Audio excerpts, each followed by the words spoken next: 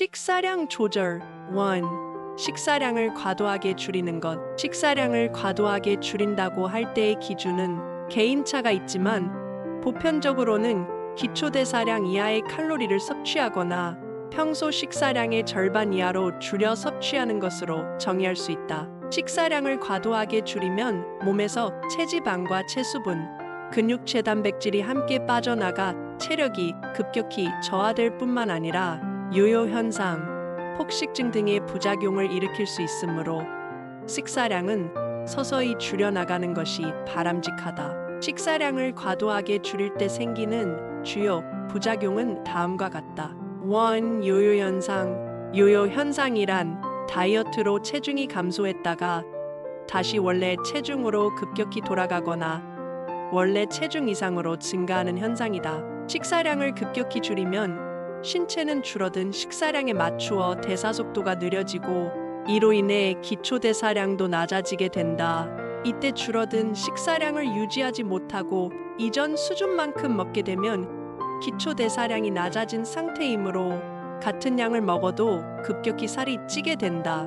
요요 현상을 막기 위해서는 식사량은 조금씩 줄여나가고 목표 체중에 도달한 후에도 46주에 걸쳐 서서히 섭취 칼로리를 올리는 등 꾸준한 식이 조절과 운동이 필요하다. 2. 식욕 호르몬인 그렐린 증가. 공복 상태가 지속되거나 끼니를 거르게 되면 그렐린이라는 식욕 호르몬이 활성화되어 분비량이 증가하게 된다. 그렐린은 배고픔을 느끼게 하는 호르몬으로 의해서 분비된다. 공복 시 그렐린이 분비되면 시상하부에 있는 섭식중추가 자극을 받아 식욕을 느끼게 된다. 그렐린의 분비는 식전에 최고조로 올라가고 식후에 감소된다. 마른 사람이 음식을 섭취하면 그렐린의 혈중 농도가 40 감소하지만 비만한 사람의 경우에는 음식을 먹어도 농도 변화가 거의 없기 때문에 이미 충분한 음식을 먹었음에도 불구하고 식욕을 계속 느끼게 된다. 그렐린은 식사량을 조금씩 줄이면 증가하지 않는 것으로 알려져 있으므로 식사량을 조절할 때에는 평소의 23 정도의 수준에서 천천히 줄여가는 것이 좋다. 2. 과식하는 것. 보통은 배가 부르다고 느끼면 음식을 그만 먹지만 종종 식욕이 과도해져 몸이 요구하는 양 이상의 음식물을 섭취하게 되는데 이것을 과식이라고 한다. 식간에 조금씩 먹는 간식이나 주전부리, 술자석에서 이것저것 많이 먹게 되는 안주, 잠자기 직전 먹는 음식, 고열량 식품 등은 모두 과식의 위험을 높인다. 과식을 하면 우리 몸은 남은 열량을 중성지방으로 바꾸어 지방세포에 축적한다. 중성지방으로 채워진 지방세포는 그 크기가 20배까지 커질 수 있는데 체지방량이 30 이상 늘게 되면 지방세포가 커지다 못해 분화되어 세포수가 늘어나게 된다. 이렇게 지방세포의 크기가 커지거나 세포수가 늘면서 지방조직이 커져 살이 찐다. 과식을 예방하려면 처음부터 밥을 덜어놓고 먹는 것이 좋다. 먹다가 남겨야지 하면서도 습관적으로 다 먹게 되기 때문이다. 음식을 천천히 먹는 것도 중요한데 위장에 음식이 들어간 후 포만 중추가 활성화되기 위해선 적어도 20분 정도의 시간이 지나야 하기 때문에 음식을 빨리 먹으면 뇌에서는 음식을 먹었다는 것을 인지하지 못해 과식을 할 가능성이 높아진다. 3. 물을 적게 마시는 것. 물은 체내에서 영양소를 각 세포로 운반해주며 대사 결과로 생성된 노폐물을 신장 또는 폐로 보내어 제거하는 역할을 한다. 따라서 물이 부족하게 되면 대사작용이 지연되어 이는 결국 비만으로 이어질 수 있다. 또 물이 부족할 경우 갈증을 배고픔으로 착각하여 음식을 먹게 되면 과식의 위험을 높이게 된다. 성인이 하루에 필요로 하는 수분의 양은 약 2.4리터로 이는 소변과 땀 등을 통틀어 하루에 배출하는 수분의 양과 동일하다. 보통의 식습관을 가진 사람이라면 하루에 음식을 통해 섭취하는 수분의 양이 11.12 정도이므로 나머지 약 1.5는 물로 섭취해야 한다. 개인차가 있겠지만 하루 68컵 정도의 물을 마시면 적당하다. 식사 시간 조절 1. 식사 시간이 불규칙한 것. 식사 시간이 불규칙한 사람의 경우 한 번에 몰아먹는 경향이 있다. 폭식은 비만의 주요 원인 중 하나로 꼽힌다.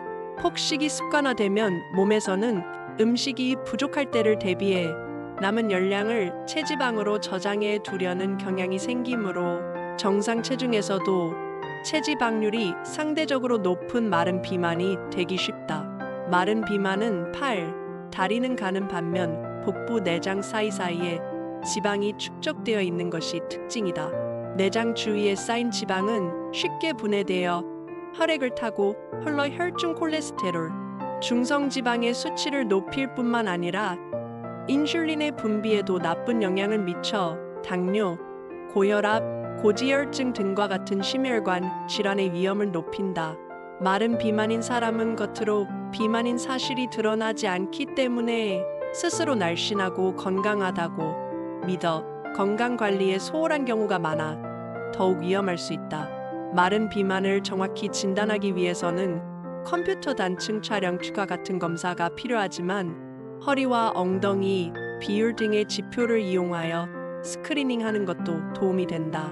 최근에는 체성분 분석기를 통해 복부 비만에 대한 정보를 쉽게 얻을 수 있다. 2. 허겁지겁 빨리 먹는 것. 음식을 먹고 나면 혈당이 올라가 포만 중추에 신호가 전해지고 이를 통해 배부름을 느끼게 된다. 포만 중추가 활성화되어 뇌까지 전달되는 데는 20분 정도의 시간이 필요하기 때문에 음식을 빨리 먹으면 포만 중추가 자극되기까지 시간이 부족해 이미 충분한 양을 먹었음에도 불구하고 계속 먹게 된다. 천천히 꼭꼭 씹어 먹으면 급하게 먹을 때보다 적은 양으로 쉽게 포만감을 느끼게 되는 것도 이 때문이다. 식사할 때의 습관 조절. 1. 물 대신 음료수를 마시는 것. 탄산음료나 커피, 녹차 등 카페인을 많이 함유하고 있는 음료수는 이뇨 작용을 촉진시켜 소변량을 증가시키므로 수분의 보충을 위해서는 되도록 물을 섭취하는 것이 좋다. 또 음료수를 많이 마시게 되면 체내의 전해질이 과다 축적되어 몸이 붓거나 혈액순환 장애를 일으킬 수도 있으므로 음료수를 물 대신 마시는 것은 피하는 것이 좋다. 2. 지방이 함유된 음식을 전혀 먹지 않는 것. 지방은 몸에 해롭고 비만의 주범이라는 인식 때문에 다이어트를 하거나 평소 체중 관리를 하는 사람의 경우 지방 섭취를 멀리하는 경향이 있다. 하지만 지방은 우리 몸의 세포막을 구성하는 필수 성분일 뿐만 아니라 언액당 9칼로리를 내는 효율적인 에너지원으로 위에서 소화되는 속도를 늦추어 포만감을 주기 때문에 공복감을 줄여주는 역할도 한다. 오히려 지방을 전혀 먹지 않으면 피로를 쉽게 느끼게 되고 외부의 충격과 온도 변화에 민감하게 되며 어린이의 경우에는 성장, 발육이 늦어지게 된다. 따라서 지방이라고 해서 무조건 섭취를 피하기보다는 오메가3 지방산이 풍부한 견과류의 호두, 땅콩, 아몬드, 생선의 고등어, 연어과 오메가6 지방산이 풍부한 식물성 기름의 올리브유 등은 꾸준히 먹는 것이 좋다. 3. 큰 그릇을 사용하는 것.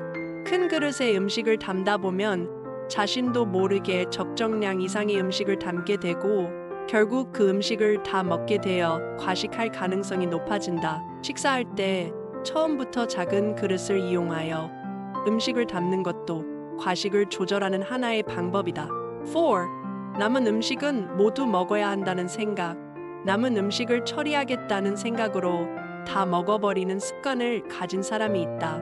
이런 경우 배가 불러도 남은 음식을 먹어 과식하게 된다. 음식을 남기면 안 된다는 생각을 버리고 일단 배가 부르다고 느끼면 그만 먹는 습관을 들이는 것이 필요하다. 다이어트를 방해하는 습관.